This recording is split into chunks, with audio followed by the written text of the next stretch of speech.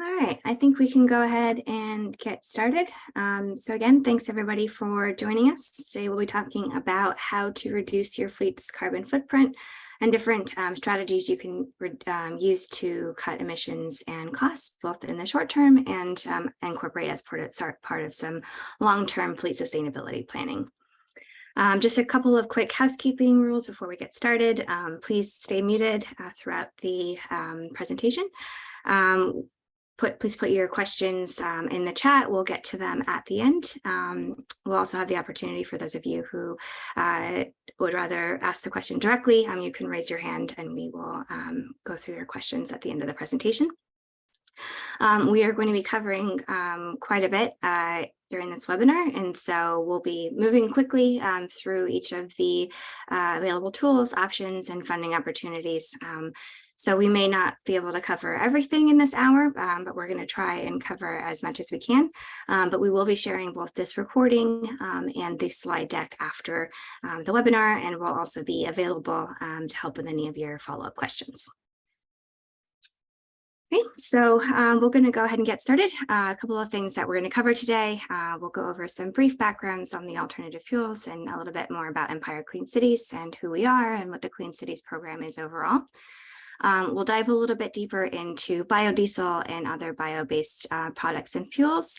And then we'll talk a little bit about planning for incorporating electric vehicles or zero emission vehicles into your light, medium, or heavy duty fleet. And then we'll talk a little bit about the available funding opportunities as well. There are quite a bit out there, which is exciting. It's an exciting time for transitioning fleets into zero and low emissions vehicles. But we'll cover two in depth, and those are both New York state and city-based programs. And then we'll also talk about other ways to improve your fuel economy. Maybe you aren't ready to transition to an alternative fuel yet, or EVs are something that will happen down the line, or maybe your EVs, you've already ordered them, but there are a lot of steps you can take to improve your fuel economy in the meantime. And then we'll end with some Q&A. And again, if we don't cover everything, please don't hesitate to reach out and we can work with you one-on-one after the call. All right, next slide. So who we are, for those of you who don't know who we are, we're Empire Clean Cities. We are a 501c3 nonprofit based here in New York City, and we cover the 5 boroughs and the lower Hudson Valley. Our mission is to ensure clean air for future generations, and we do that by helping to reduce harmful emissions in the transportation space. My name is Joy Gardner. I'm the executive director, and with me I have David Turnek, our program manager, and he will be going through some of the alternative fuels with us. We also have Susan McSherry, who is our board chair, and she's also the director of alternative fuel programs at New York City DOT, and she'll be talking about the New York Clean Trucks program, which is an incentive available for fleets operating in IBZs. Next slide. So in addition to being a local nonprofit, we're also part of a national network. So we're part of the U.S. Department of Energy's Clean Cities program, which is out of the Vehicle Technology Office. The program has been around for 30 years, starting next year. And we're one of about 75 different coalitions across the country. So if you're tuning in and you are outside of our immediate region, there's likely a Clean Cities coalition that is in your region or nearby that can help you. So feel free to reach out and we can connect you directly to them if you do work outside of our area. So the coalitions, the idea is that we work with national unbiased information from Department of Energy and from the national labs, but we do so locally. And so some are regional, like us, and others cover an entire state. And so each is a little bit different, but our missions are the same: is to cut petroleum consumption and reduce emissions within the transportation sector of our region. So overall, the coalitions have assisted deploying over 2 million alternative fuel vehicles, and we've got a lot of infrastructure support out there as well. ECC is one of 6 different coalitions in New York State. So if you work upstate, then you can talk to one of our colleagues in Buffalo, Rochester, Syracuse area, and in Albany. And then our neighbor directly to the east, Long Island Clean Cities, is also available to help. So please, again, reach out to us if you're outside of our area, and we can connect you directly. Next slide. So some of the things that we do is we provide education and outreach to decision makers, fleets, and the general public. So hosting webinars like these. We offer alternative fuel vehicle planning support, training, and access to technical assistance. And so again, while this is a very quick overview of all of the alternative fuel and zero emission opportunities out there, we can help dive a little bit deeper and provide some one-on-one technical assistance. And we're here to help you throughout that entire process. So, we want to make sure that we start off on the right foot and connecting with the right partners ahead of time to avoid issues down the line. But should they occur, we are able to tap into some technical assistance from NREL, the National Renewable Energy Lab, to help address anything that might come up. We help connect fleets and municipalities with alternative fuel providers, industry partners, and resources. So we kind of see ourselves as a bit of a matchmaker. We don't produce any fuel or supply any fuel or make any of the vehicles, but we work with a great list of stakeholders and partners who do and have been doing this for a long time. So our goal is to give you some unbiased information and then connect you to the right folks to help you through the finish line. We identify funding and incentive opportunities, and so some of those which we'll talk about a little bit later on, but we can also help you through that application process or provide some grant writing support as well. We collect and analyze regional data, so we won't dive too much into that on this call, but some of the things that we do on the Alternative Fuel Data Center is collect regional data information about station locators, alternative fuel pricing, and also we're part of a couple of larger US DOE projects that are in the process of collecting EV and charging infrastructure data from across the country from multiple different fleets to create a comprehensive report just to show us where there might be some trends in charging and EV usage, as well as identify some potential gaps that could use further funding and research at the federal level. We also support alternative fuel corridor planning. We want to make sure that, as we transition to alternative fuels, that we make sure that when you get from point A to point B outside of your depot, your location, if you're a delivery fleet or if you're, making long distance trips, that you can get there safely and with ease. Next slide. So a little bit about why we're here and why we do the work that we do. Right now, transportation makes up a significant portion of the emissions that are produced in the US. It's nearly 1/3 of the emissions in New York State come from the transportation sector alone. So this is more than any other sector in the US economy, including agriculture, including electricity generation. It is a big source of creating pollution, but it's also a great opportunity for improvement. So we're excited to share some of those ways with you now. So every gallon of gas that's burned, that's nearly 20 pounds of CO2 emission, and every diesel, it's over 20, which is quite significant. Next slide. And this is important because that pollution and because those emissions that are created through gas and diesel vehicles, they directly contribute to poor air quality conditions, particularly in urban and overburdened communities, which house most of the fleet operations and also are big corridors for traffic that is passing through.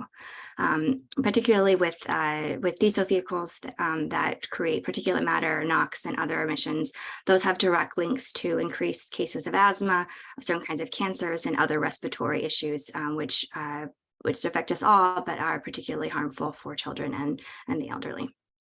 Also, petroleum-based fuels and non-renewables, they won't be here forever. So we need to start planning for the future and securing our energy independence and making sure that we have a plan to keep us moving in the long term. And also fuel and maintenance are an expensive part of operating a fleet. And so some of these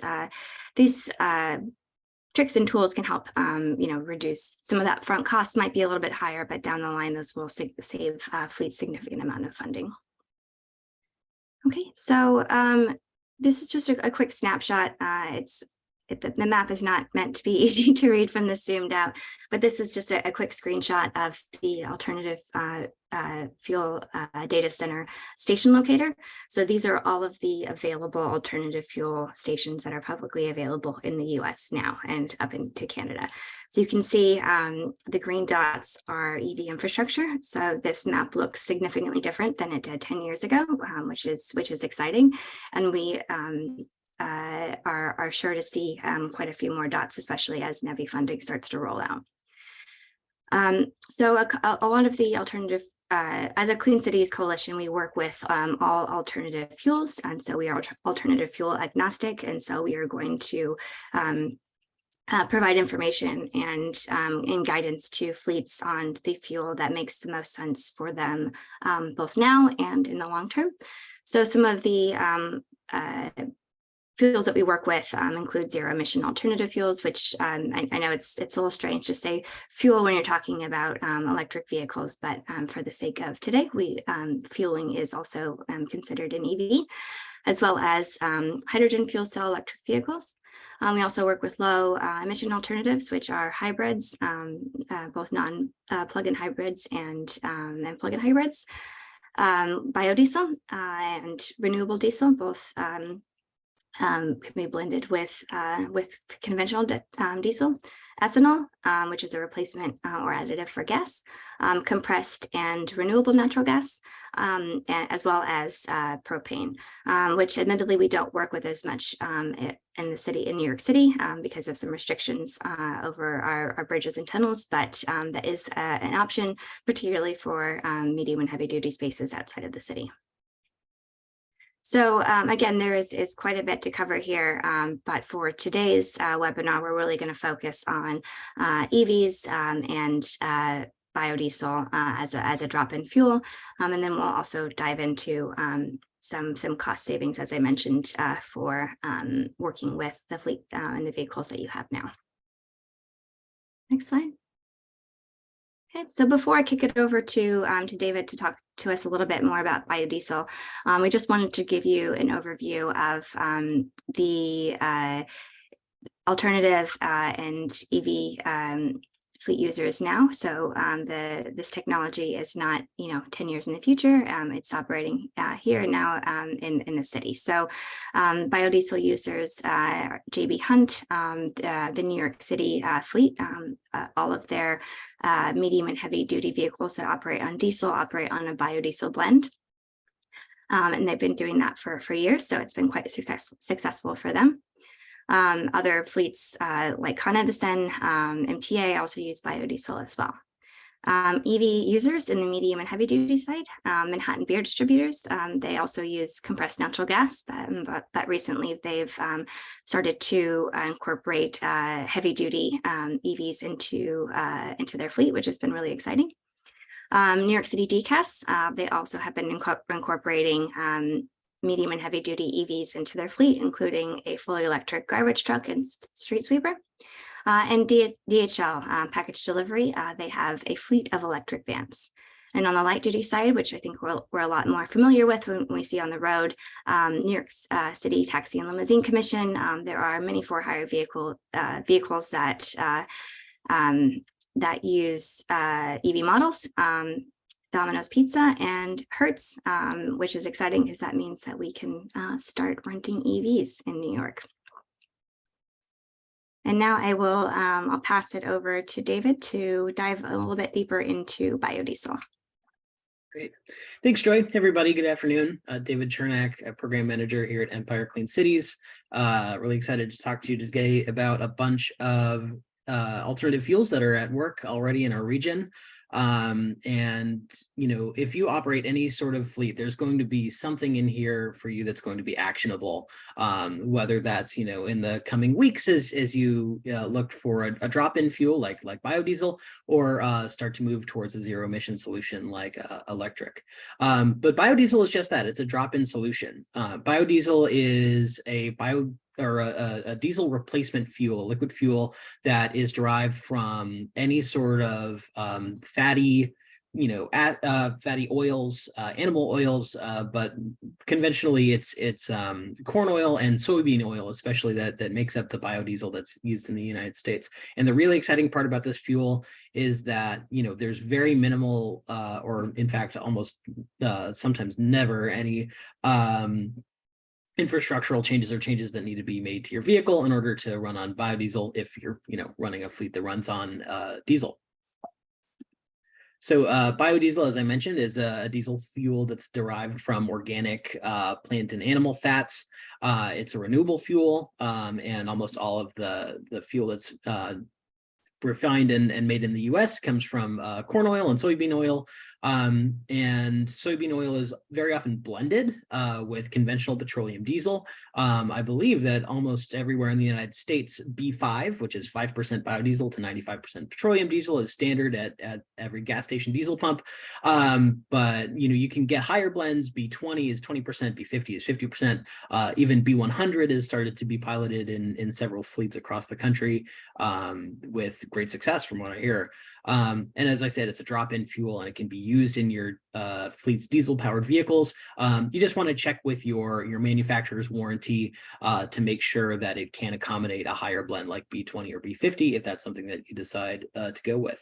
And the benefits of biodiesel are not only that it's renewable, it's that it's a lot better for air quality. As Joy was mentioning before, the emissions from ultra low sulfur diesel or ULSD can be really high, especially in areas where there's a lot of truck traffic, like in the Bronx, just south of me. I'm here in the Hudson Valley in Westchester. So, if you're running 100% biodiesel, that's going to reduce lifetime carbon emissions by 78% compared to normal diesel. Biodiesel exhaust it contains up to, I believe, 70% less carcinogens by mass than ultra low sulfur diesel. And since it's a drop-in fuel, the equipment that you are using for it doesn't really need to change. Again, just check with your manufacturer. And another benefit of biodiesel is that for every unit of fossil energy that it takes to produce biodiesel, 3.5 units of renewable energy are returned, which is better than any US fuel, including electricity and hydrogen fuel, which is really exciting. And another great benefit of biodiesel is that it benefits farmers upstate. I was just up in the Finger Lakes region last week and passed by a few farms that farm corn and soy. And a lot of these farmers are contributing to US biodiesel production, which was almost 2 billion gallons in 2020. And while New York doesn't have any refineries here for biodiesel, a lot of farms will ship off their corn and their soybeans to be processed into oil to be further processed into biodiesel. That includes farms like Rodman Lot, and Sun Farms, which is up in Seneca Falls. I passed by these guys the last weekend. It was really great to see their operation in person, even though it was under about a foot of snow. And the biodiesel that's used by fleets, especially in the city where it's more compact and you've got a lot more fleets in one smaller area, you've got the benefits going back upstate in terms of driving economical development and agriculture in the northern part of our state, upstate. And then you're also reducing tailpipe emissions of CO2 and of pollutants of NOx and SOx, which benefits the air quality of downstate New York. So it's an all-around win for everybody.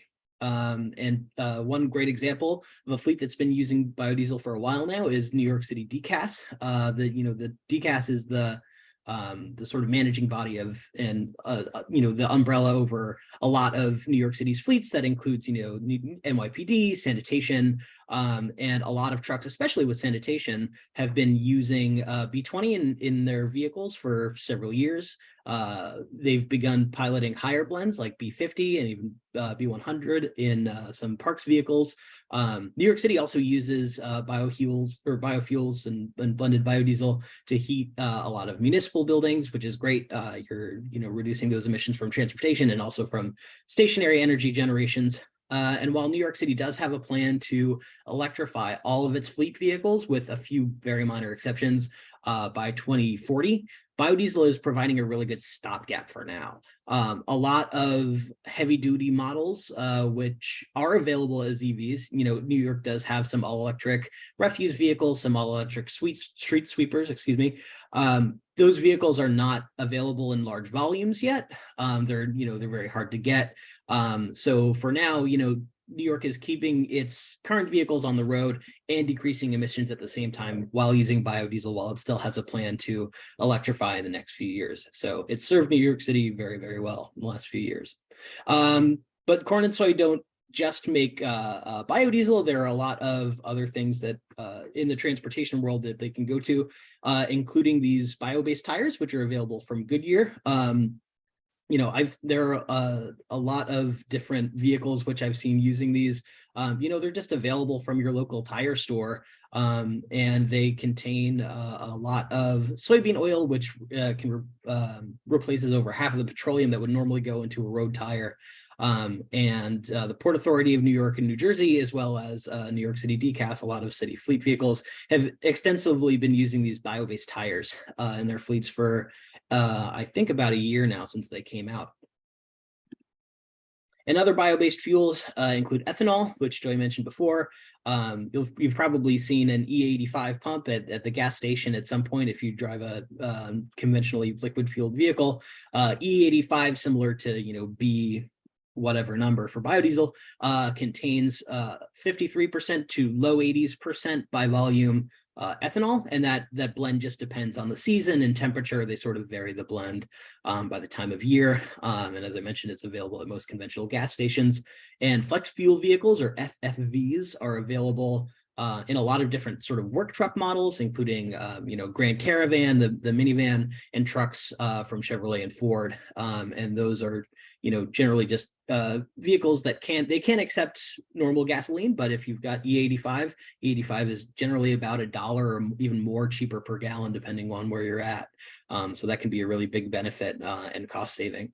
And then renewable diesel as well. This is something that we're getting more and more excited about. It's previously known as green diesel. And at the moment, it's currently only available in California or maybe some other spots on the West Coast. But the difference between renewable diesel and biodiesel is that it has a lower cloud point and has some better cold weather handling characteristics. And we're hoping that that'll become available on the East Coast soon, because we have more cold than California. And that'll serve us well. That's not to say that biodiesel doesn't perform doesn't perform well in winter. It definitely does. So finding biofuel or biodiesel to fuel your fleet, there's, as Joe was mentioning before, on the Alternative Fuels Data Center website, there's a map of stations. As you can see it in the Midwest, where they produce and manufacture a lot of biofuels. There are a lot of stations. But if you get in contact with your fuel provider, they oftentimes will stock biodiesel blends in varying states of blend, from B20 often all the way up to B50. So getting in touch with your fuel provider can get you access to biodiesel to fuel up your trucks and start reducing your overall emissions from your operations. And then the next step beyond biodiesel that we want to talk about is going electric. Electric vehicles have been on the market now for more than a decade, and they've been in the news, especially in the last year or 18 months or so, with all the investments coming down from the federal government in electric vehicles. And we want to talk to you about them because they're very special, and they can seem a little bit scary, but we promise they're relatively simple, and they're a solution that I think a lot of fleets have found works very, very well. EVs now make up 6% of light duty vehicle sales statewide. I just saw new numbers saying that 19 or 20% of new light duty vehicle sales in California are all electric, and some states in the Northeast are almost there. They're starting to break into double digits. So electric is clearly here, and their sort of role in the fleet space is clearly growing, and we've got a lot more sort of successful use cases to point to. So just sort of the basics on EVs and their benefits. Electric vehicles are sort of broken down into two groups. You've got fully battery electric vehicles, EVs or BEVs, And then plug-in hybrid electric vehicles, PHEVs, which maintain an internal combustion gasoline engine or diesel engine, but I think all the PHEVs for sale in the US run on gasoline.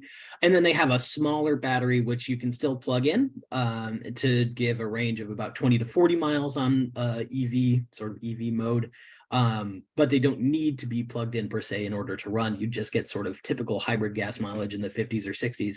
EVs, on the other hand, need to be plugged in to run and have battery ranges from 200 to 400, or some models are even boasting 500 models now. Of course, that depends on the battery size, your load, trim, temperature, a lot of different factors. But the primary benefit of EVs is that they emit zero tailpipe emissions.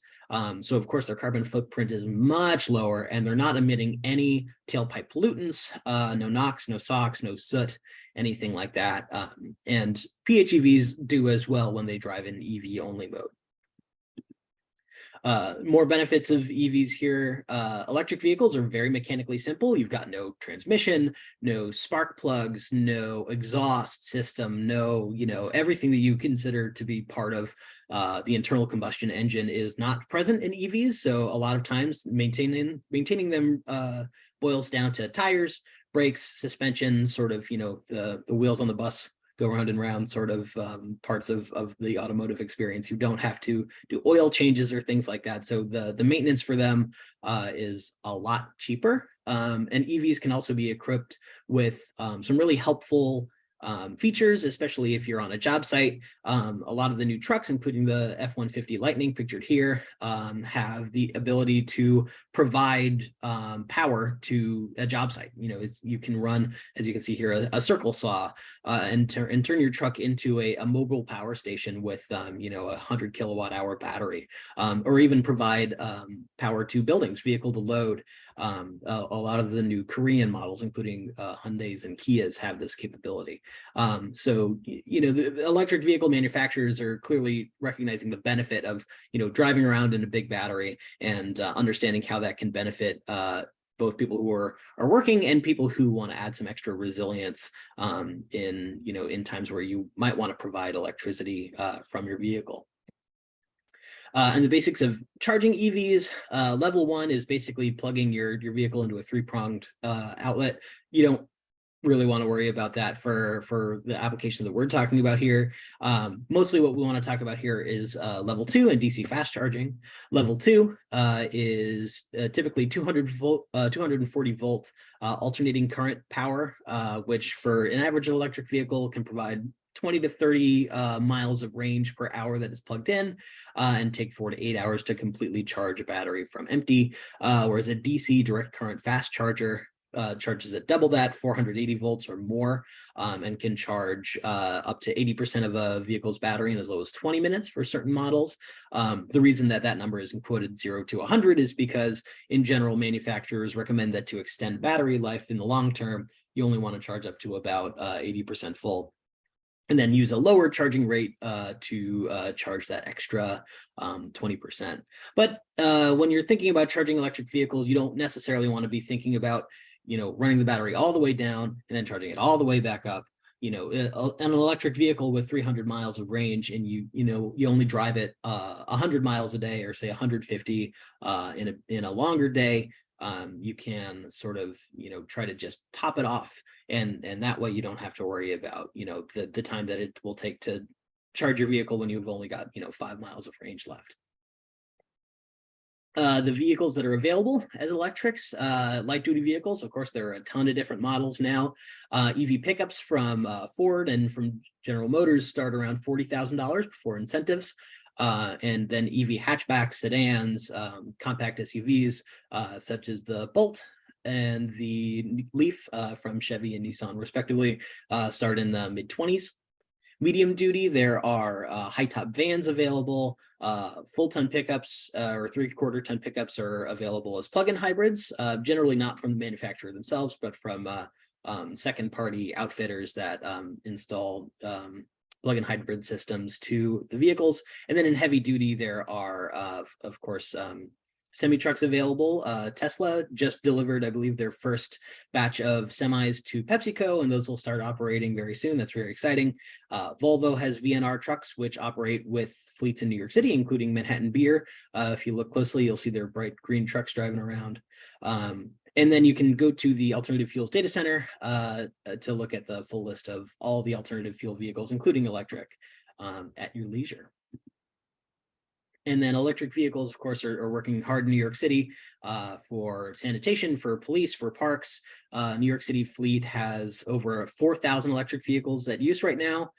They originally targeted that they were going to have 4,000 EVs on the road in municipal capacity by 2025, but they did it this year because they're so great, and they're way ahead of schedule and doing great, leading as really a national model for fleet sustainability.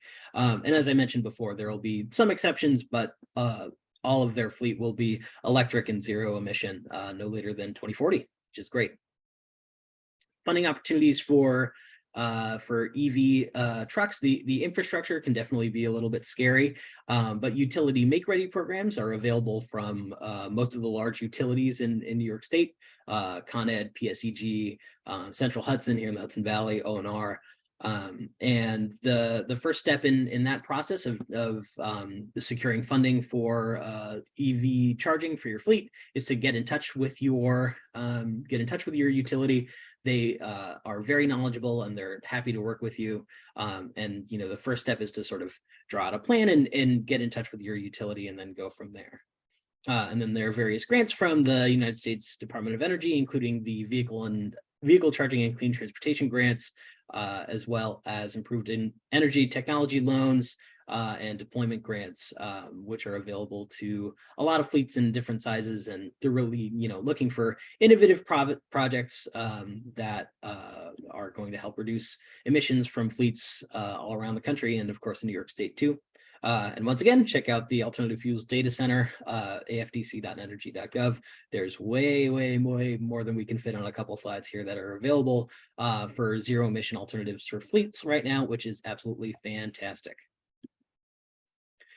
And I guess we're gonna move on to a New York City or New York State focused program for acquiring electric vehicles, especially medium and heavy duty models for fleets from NYSERDA, the New York Truck Voucher Incentive Program. I'll talk about for just a few minutes, which is so TVIP is a voucher funding program that provides vouchers to offset the cost of purchasing battery electric vehicles, which can admittedly be quite high, in exchange for the scrappage of vehicles that are older, or diesel vehicles that are older, and with the goal to get those vehicles and their engines off the streets so that the emissions from them aren't still around.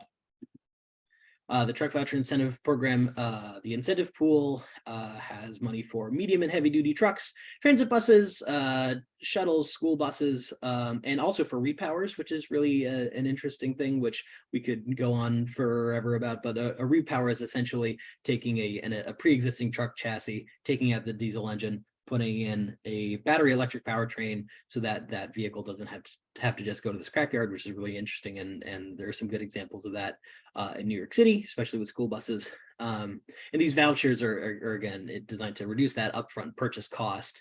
And while the purchase cost of these vehicles can be a little bit high, and the savings from them come down the line when you're not paying several $100s to fill up a several dozen gallon tank of diesel at the pump or at your depot. You're just fueling up with electricity, which is a lot cheaper. So the process, at a glance, the fleet will initiate a purchase from the contractor, being the OEM, and identify a vehicle that it will scrap, a pre-2009 diesel vehicle that it will scrap. It'll submit the voucher application, which NYSERDA will review, and if the voucher and the application is satisfactory, then funding will be reserved for that truck replacement, and then the sale will be completed, and as well the scrappage, that pre-2009 diesel vehicle will be scrapped, and then the payment will be issued to the fleet, and then you've got a new clean truck.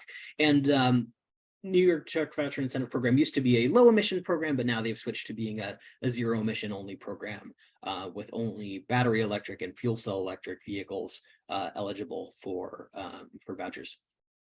Fleets need to be operating with for a minimum of 5 years within New York State, and same with the vehicles that they scrap. Scrapped vehicles must have been on the street and operating a set number of miles per year, a minimum number of miles in order to qualify for being scrapped. You can see here a few more fleet eligibility things. You mostly want to focus on trucks here.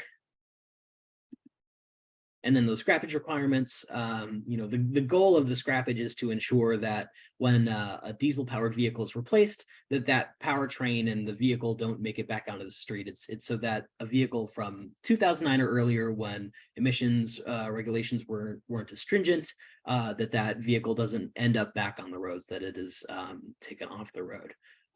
So the vehicle that's scrapped must be similar to the vehicle that you're scrapping. Say if you want to replace a Class 7 truck with a battery electric vehicle, you must scrap a Class 7 to acquire a Class 7 or similar in order to fulfill that requirement.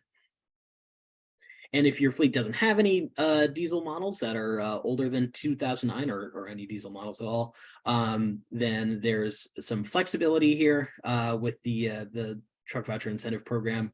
There's some flexibility in size, and you can also acquire a previously owned diesel vehicle from a third party, and that can serve as the scrappage requirement. And voucher amounts here are up to 100% of the incremental cost for several categories, but for on-road trucks, it's up to 95% of the incremental costs, and you can see those here for the various classes for 4 through 8. Great, and I'll pass it over to Susan to talk about New York City Clean Trucks Program. David, thank you so much. It's been a great presentation so far. Just wanted to quickly talk a little bit about the New York City program that's really designed for local fleets in the 9-county metropolitan area down here in the downstate area. Can you go to the next slide, please? Thanks. So, obviously, just to tell on this, the air quality here in New York, it's always been problematic and challenging, especially for neighborhoods in and near. Sorry, go back. Thanks. In and near industrial business zones, and we know that that they are heavily impacted in terms of public health and quality of life. So the program is really designed to address those concerns in and near, especially Hunts Point to begin with, because it is our busiest industrial business zone with the most truck trips, and has been included now, as time's gone by, into a lot of the policy documents that New York City is working on, sort of as it says, like a roadmap to achieve 80% reduction by 2050. So we would like to see the acceleration of the cleanest possible technology in the transportation sector as quickly as possible. Next slide.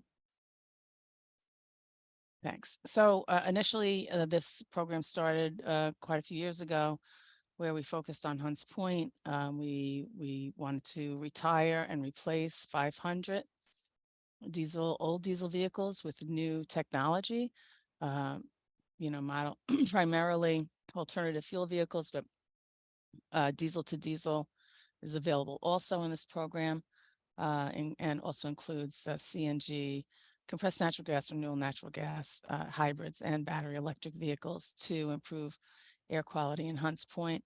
We initially sought $29 million from Federal Highway, and did do a contract with the company Tetra Tech, which is a consultant based in Pasadena, California. who also has a tremendous amount of experience with truck replacement programs at the Port of LA and Long Beach, also the Port Authority of New York and New Jersey's truck replacement program as well. They do a lot of the heavy lifting for us. They will review the applications. They will go out and have our subcontractors check on the eligibility of vehicles, approve that qualifying vehicle for replacement, and then work with the applicant from beginning to end in terms of the initiation process to sales order, to scrappage of the old vehicle, and then finally the rebate that goes directly to the dealer, basically cash on the hood, lowers the cost at the point of sale. We use AVL, automatic vehicle locators, to help us monitor and enforce on those eligibility requirements, which is to do 70% of VMT, vehicle miles traveled, in the tri-state area, and visit industrial business zones at least 2 times a week. Next slide, please. We were, doing a pretty good job there in Hunts Point. We had hit our 500 truck goal. We kept sort of motoring on, to use the pun, and along came the Dieselgate scandal. What the Dieselgate scandal did was provided $128 million to New York State to give to programs that would help lower NOx, to help offset the environmental bad action that Volkswagen had taken. So we applied for and received approximately $9.8 million. And what we used that funding for was to expand the program to all industrial business zones that were eligible, that are technically defined as being in and near New York State environmental justice areas, which is pretty much entirely all of the industrial business zones in New York City, with the exception of maybe 1 or 2. And with that, we took our old, we rebranded our Hunts Point Clean Trucks program and launched the New York City Clean Trucks program in June of 2020. Next slide. Thanks. So this is just a visual representation of the expansion of the program, where the industrial business zones sit throughout the city. Some of them are, specific. Obviously, Hunts Point is the food distribution center. There's also, Brooklyn has, metals type aggregation of businesses, or glass aggregation of businesses, and they all kind of live in these industrial business zones to serve the city and other manufacturers with their products. Next slide. So we can skip this because it's a little bit old, but I just did want to say that as far as that, so you're going a little bit ahead, David. Go back. That we did replace 654 vehicles so far. We have spent $20.6 million on these vehicles. Primarily, they've been diesel to diesel replacements, and about 482 vehicles, 70 or so hybrid electric vehicles, and 94 CNGs, as well as 6 battery electrics. And the reason I wanted to just touch on that is because it's a discussion of biofuels. While it might not be sort of in line with state policies now, I know the state VIP has changed their eligibility requirements so that they are only rebating electric vehicles.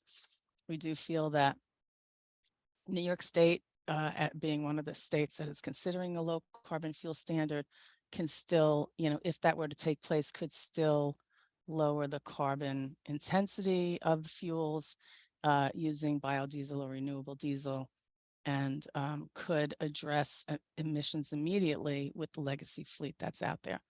We simply needed to reduce emissions in Hunts Point due to the, grave situation that was there with the, pretty much poorest air quality in the city, highest asthma rates in the city and nationwide. So we had to do something. We had to do it quick.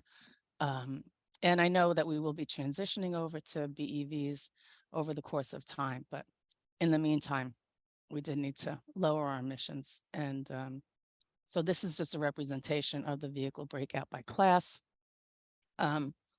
Most of our vehicles have been of the larger variety, class 7 and 8.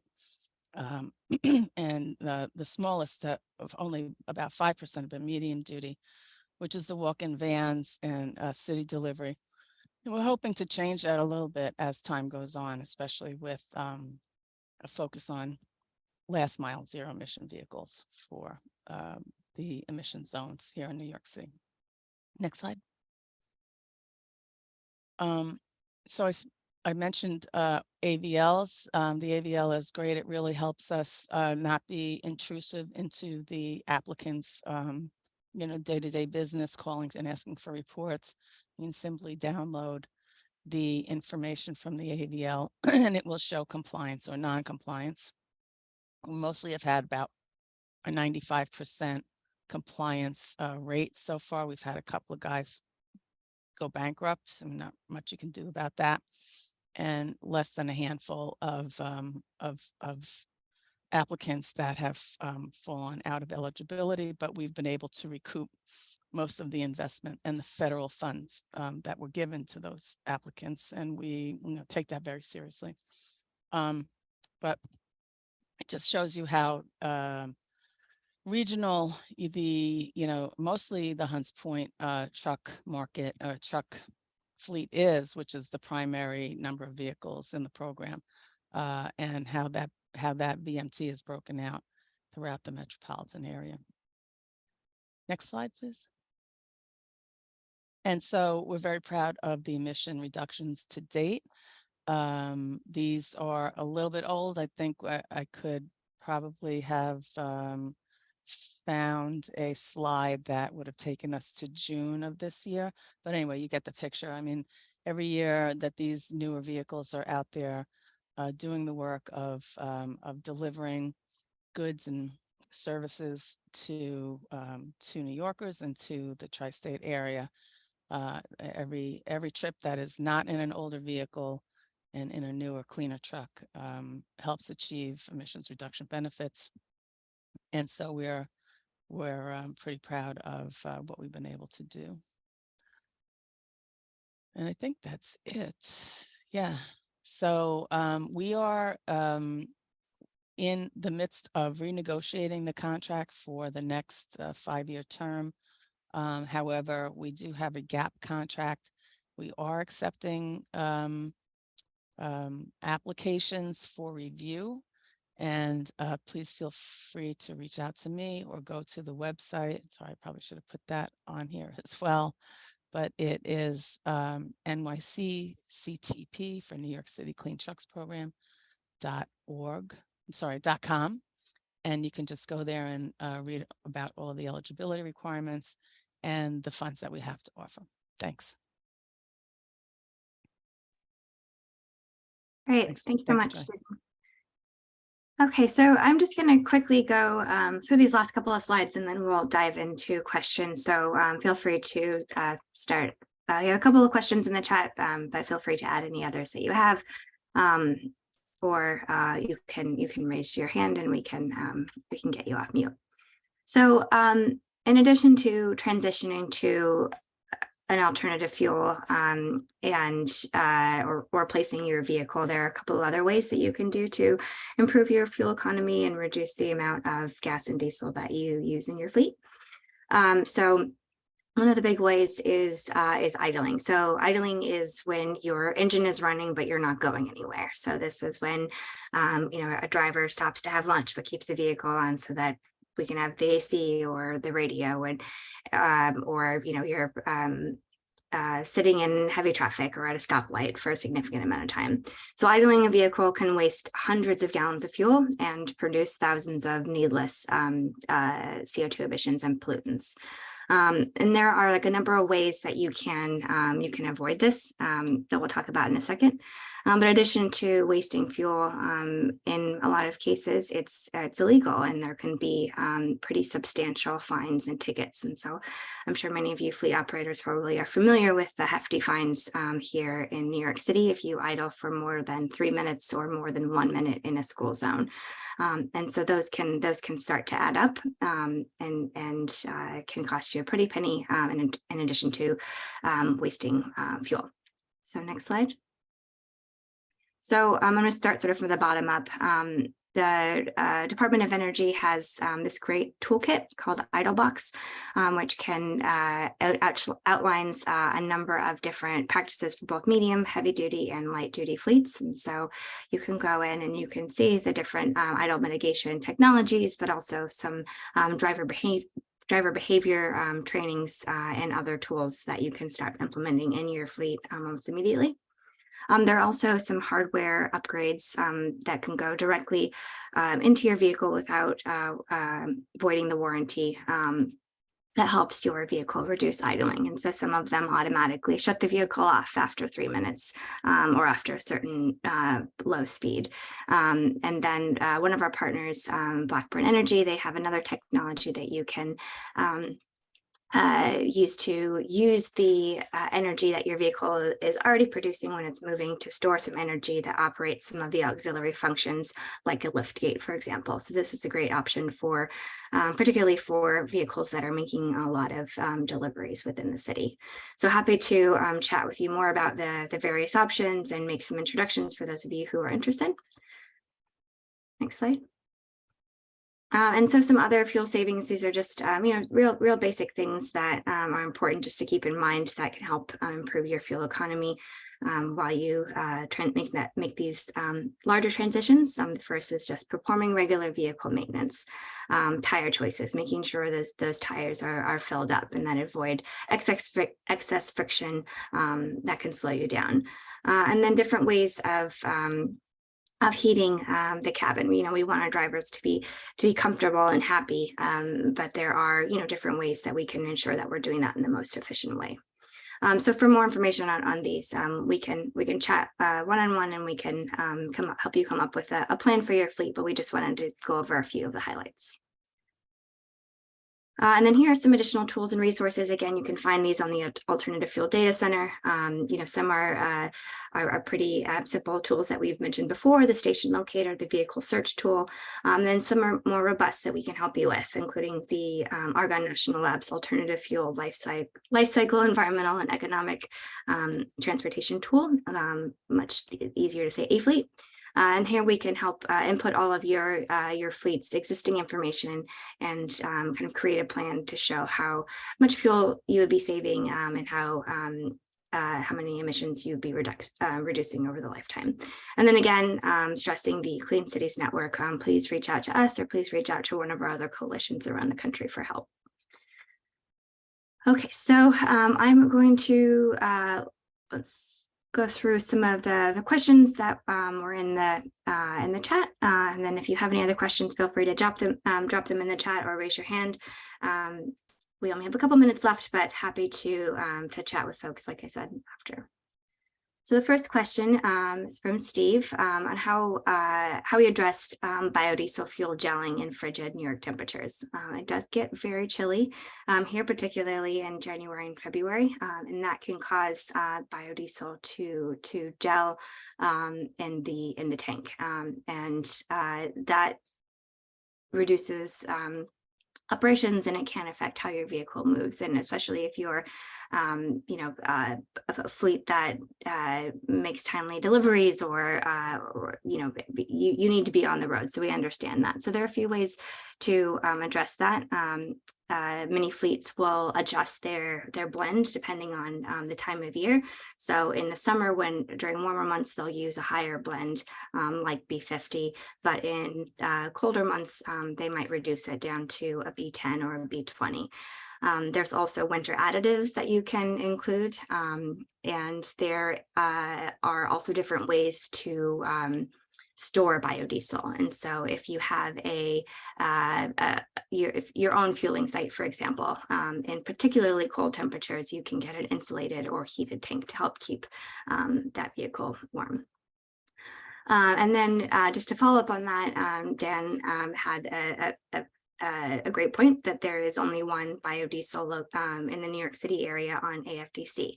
And unfortunately, this is true. Right now there aren't very many publicly available biodiesel sites in the area, which can make it challenging for fleets who don't fuel on site. And so if you do fuel on site, like David mentioned, you can talk to your fuel provider. For example, Sprig Energy, they can provide you with a biodiesel blend or direct you to some places where they offer it. Other opportunities too, you can talk to your local fuel place, and we can then you can connect them with us and we can talk to them about their options carrying biodiesel. Next question, I'll let David answer this. So why not natural gas, CNG, or even hydrogen? Sure. So we love both of those fuels. If we were to cover all of the alternative fuels in this in 1 hour, I think it would actually be 5 hours. There's developing infrastructure for hydrogen in New York City and state, but RNG has been around for a while. There's a publicly available RNG site in Hunts Point in the South Bronx. And we are on a project that hopefully will be developing one of the first hydrogen fuel cell fueling stations in New York City, in the Bronx, in the next couple of years with MTA. Very exciting. You guys will be hearing more about that soon. And hydrogen is zero emission and RNG is low emission, but both are great fuels. One issue potentially with hydrogen is, since it's a compressed gas and compressed, liquid hydrogen is fueled onto vehicles directly, those vehicles cannot travel over certain bridges and tunnels in New York City, which sort of limits their range to single boroughs. Like the buses in this project in the Bronx wouldn't ever be leaving the Bronx. They wouldn't be going over any bridges or tunnels. And the infrastructure for them, for the installing that infrastructure is somewhat expensive. But they're, especially for hydrogen, the New York State is really trying to get more of those stations online to like the West Coast, like California, to allow us to have on-road hydrogen fuel cell transportation. So those are both great options, and well worth looking at for your fleet, whether it's going to be hydrogen fuel cell or liquid hydrogen fuel, like in a combustion engine, that sort of situation.